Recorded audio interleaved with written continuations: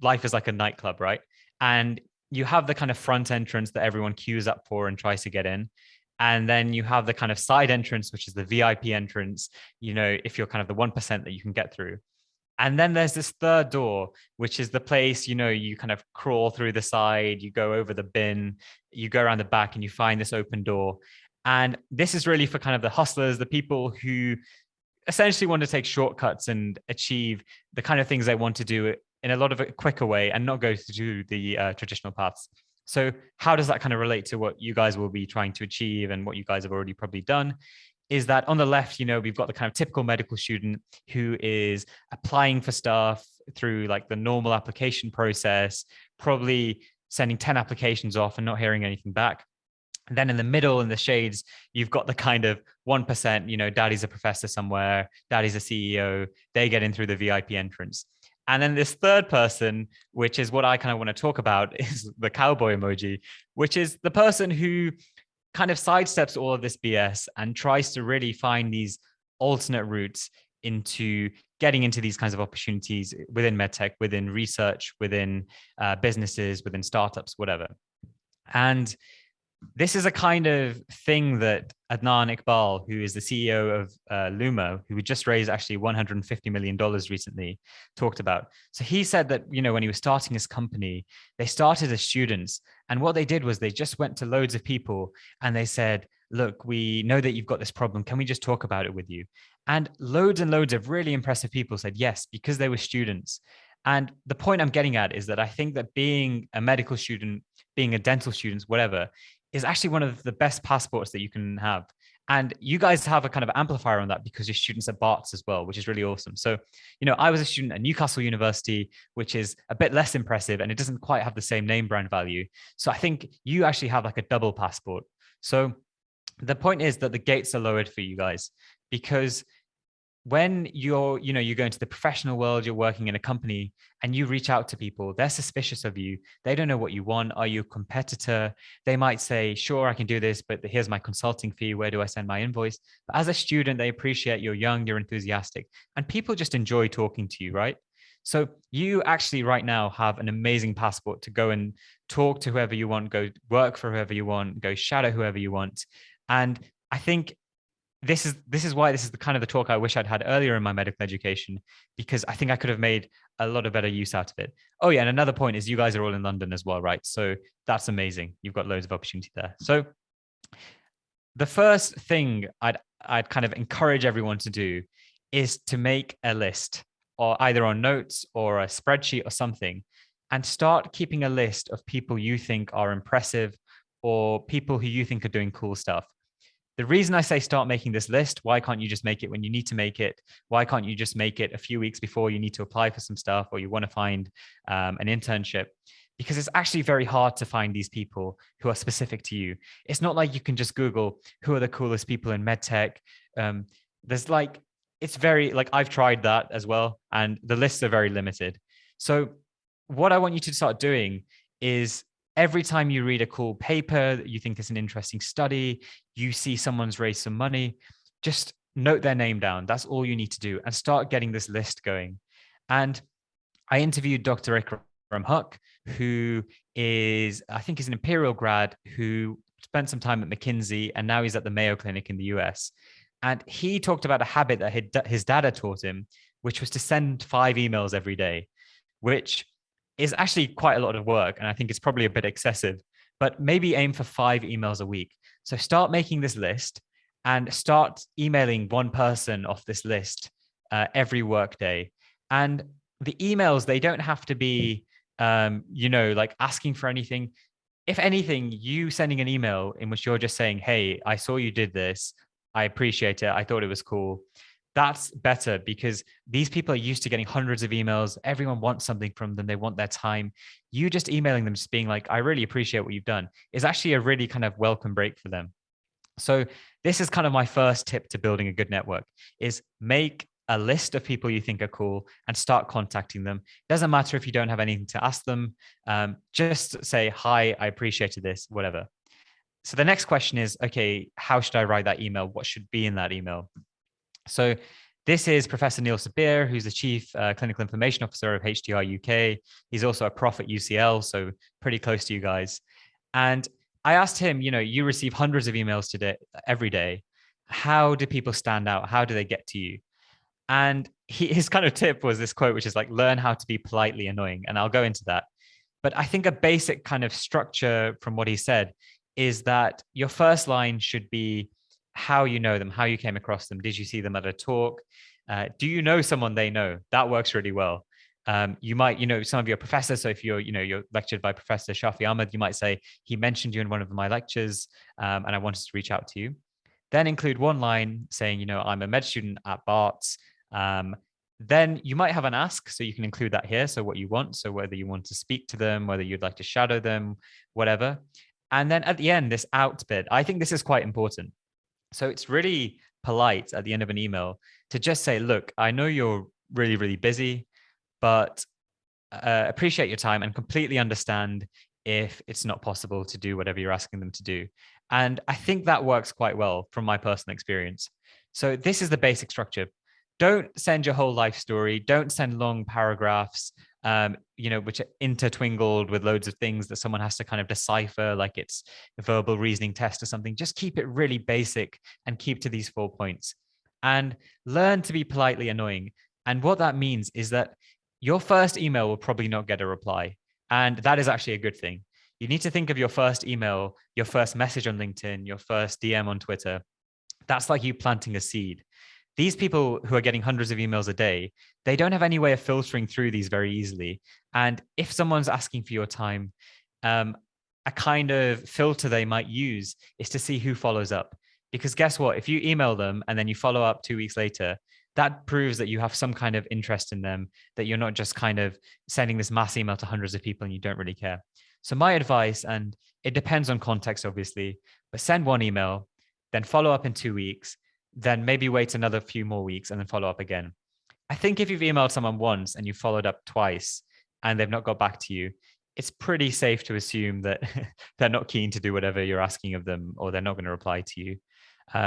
Maybe after that, you could follow up in like kind of 6 months or a year. It might just not be the right time for them. Maybe they're raising money for their startup. Maybe they've got like academic grant deadlines coming up. So just be wary of that. But I'd say like 2 follow-ups is a minimum. Learn how to be politely annoying. Now, I kind of want to go through an example of this because I think it might be interesting. So this is essentially how I got the Eric Topol interview. So I've kind of shown you guys the emails here. Now, I've kind of not followed my tips that much here because I've kind of given in my life story. This is another method that I sometimes use, which is kind of storytelling. And maybe we can talk about this later. But you'll see there's a basic structure there. So I've mentioned at the top that I know Dr. Pierce Keane, who I know that he's written papers with. So that's kind of a legitimacy factor. I've kind of included a line about why I'm really interested in him, that I've read his work. And then I've been really specific with my asks. So notice that I've said 30 minutes whenever you have the time. Just be wary that when you're emailing people, whether you want to kind of, pick their brain for coffee, whether you want to shadow them, whatever you want to do, sometimes it's not really clear what you want. So if someone emails you saying, I'd love to talk to you, does that mean that you want to kind of spend a week with them at their office? Does that mean that you want to spend an hour with them on the phone? What does it mean? And ideally, you want to make this very frictionless. I'd suggest asking for about 20 minutes of someone's time if you just want to chat with them, and maybe outline the questions you want to ask as well. And then at the end, I've included an out. So I've said, completely understand if it's a no. I think this works pretty well. So after sending this, this email that I've kind of modeled as a model email to send, I didn't get a reply, which is fine. That's to be expected. This is the next email I sent. So if you look at the dates, this was the 18th of May. Now we're at the 16th of July. So I followed up a bit later. And this is the follow-up. What I love about follow-ups is I think they're really, really effective. So I think they double your kind of response rate, and they're really quick to send. You don't have to send another life story. You don't have to personalize it too much. This takes you 10 seconds to do. And I don't think a lot of people do it. Okay. Now, with this follow-up, what happens next? I get a response from his secretary with some times that he can do. So the follow-up is like, it's honestly gold. Like, just make sure you're following up. It's much better, in my opinion, to, instead of emailing 100 people once, to email maybe 30 people 3 times. Like, that will be much more effective in getting what you're out there to get. So now I spoke to Marla Morkin, who some of you guys might know of, and she, in her episode, she spoke a lot about chasing failure and how important it is uh, to kind of welcome that into your process. And related to networking, I've kind of adjusted this to the 70-30 rule. And what that means is that when you're reaching out to people that you want to shadow, that you want to speak to, whatever, you should 70% of the people should not reply straight away. Now, that might sound weird because you might be thinking, well, surely you want 100% of people replying to you, or you want 80% of people replying to you.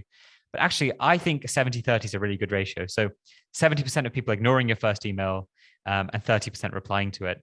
Because if you're getting 100% response rate, it probably means you're not being ambitious enough. So I think 70-30 is a good rule of thumb. So if like you're keeping to that, you're probably being the right amount of ambitious. And this is a really good book called What It Takes by Stephen Schwartzman, who is the CEO of Blackstone Capital, who manage, I think, $600 billion of funds. So they're massive. And he keeps on talking about this concept in his book about how he got to where he is, in which he says that it's the same amount of work to achieve something big as it is to achieve something small. And how does that relate to what I'm talking about? Well, it's actually the same amount of work to speak to someone like Eric Topol as it is to speak to probably someone kind of, you know, middle, in inverted commas, like a middle-ish person. It's probably the exact same amount of work. So I'd really encourage you to shoot high with who you contact. Don't think, oh, they're this of AstraZeneca. They'll be too busy to talk to me. I'd say send them a few emails. They're actually usually quite responsive, which would actually surprise you. So don't think that you need to shoot for the people in the middle or people who seem achievable to you. A lot of times, the people who you think are achievable are actually really busy. They manage all of their own communications. They don't really have time to be replying to you. Whereas the people who are very kind of, quote, big dogs or whatever, they might have a secretary who manages their emails, and they might be more kind of keen to do these kinds of speaking engagements because they're used to doing them, or they might be more keen to speak to students and kind of give them advice because they've done it more often, and they want to give something back. So don't like limit yourself is another thing I would say. Now, another tip that, once you actually end up meeting these people that I kind of want you to think about is a tip that Dr. Umang Patel gave me, who is the director of NHS services at Babylon. And he said that everyone should have a 1-minute elevator pitch ready at all times.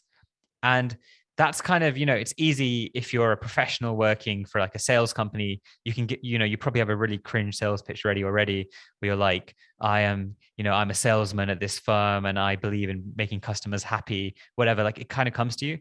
But as a medical student, I think it's more difficult because you're a student, you're kind of exploring lots of different avenues. You're probably quite curious. So I think for a student, having these 3 lines ready is quite helpful. So just, I'm a med student at Barts.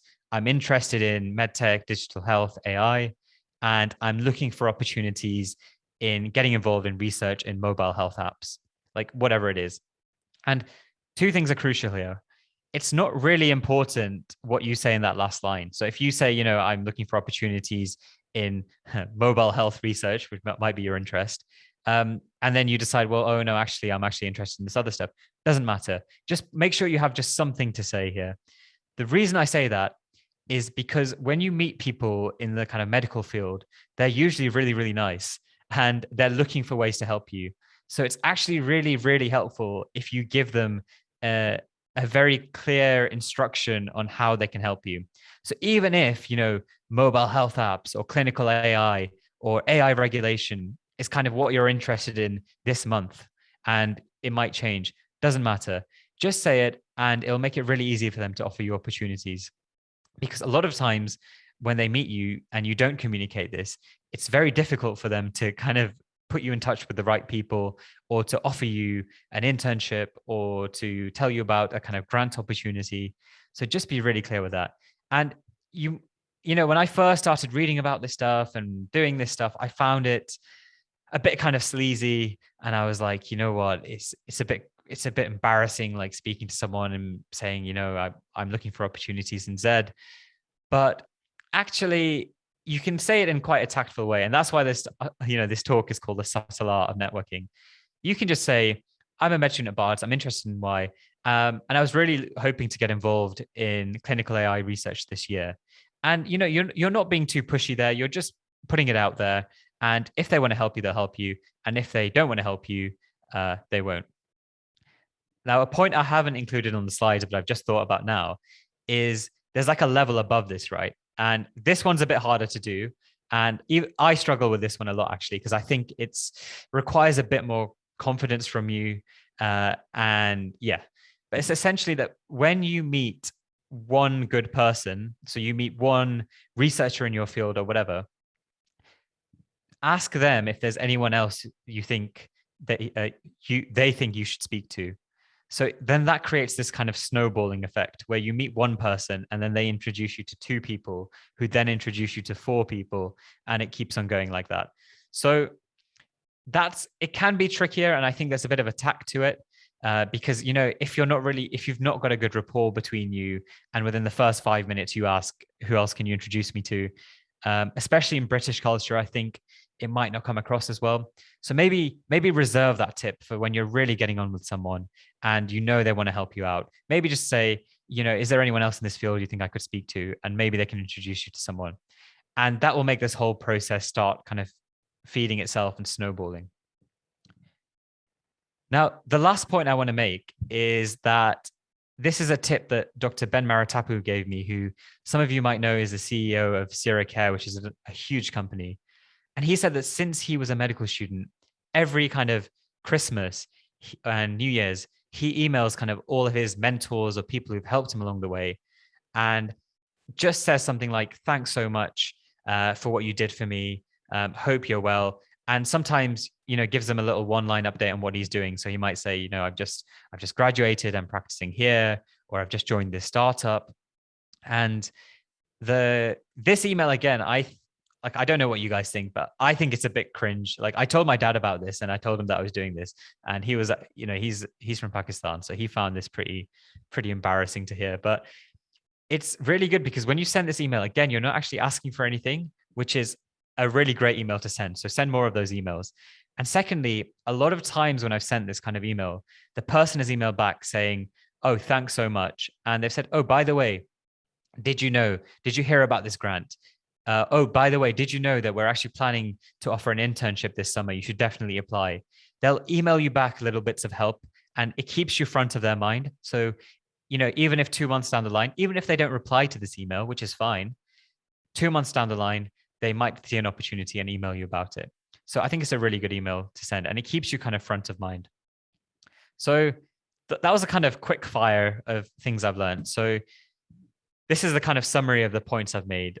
I could probably talk about this for hours, but I kind of wanted to condense it and keep it really actionable. So there are kind of my contact details. There's my email, my Twitter, my website. And if you guys have any questions right now, I'm happy to delve into any of these points a bit more, or answer any other of your questions. So yeah, thanks for listening.